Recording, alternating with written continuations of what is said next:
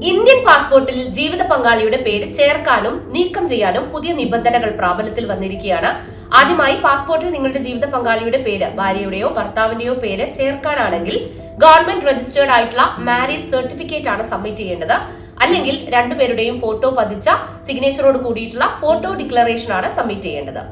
ഇനി നിങ്ങളുടെ ഭാര്യയുടെയോ ഭർത്താവിന്റെയോ പേര് പാസ്പോർട്ടിൽ നിന്നും നീക്കം ചെയ്യാനാണെങ്കിൽ, ഡിവോഴ്സ് കേസ് ആണെങ്കിൽ കോർട്ടിൽ നിന്നുള്ള വിവാഹമോചന ഉത്തരവാണ് സബ്മിറ്റ് ചെയ്യേണ്ടത്.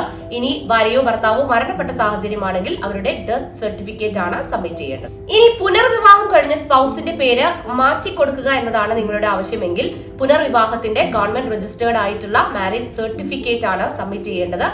അല്ല എങ്കിൽ ഫോട്ടോ ഡിക്ലറേഷൻ ഫോം സബ്മിറ്റ് ചെയ്യണം. ഇനി മുൻ ഭാര്യ അല്ലെങ്കിൽ മുൻ ഭർത്താവ് മരണപ്പെട്ട സാഹചര്യമാണെങ്കിൽ അവരുടെ ഡെത്ത് സർട്ടിഫിക്കറ്റ്, ഡിവോഴ്സ് ആണ് കേസെങ്കിൽ കോർട്ടിൽ നിന്നുള്ള വിവാഹമോചന ഉത്തരവാണ് നിങ്ങൾ സബ്മിറ്റ് ചെയ്യേണ്ടത്. ഇനി സ്ത്രീകൾക്ക് പിതാവ്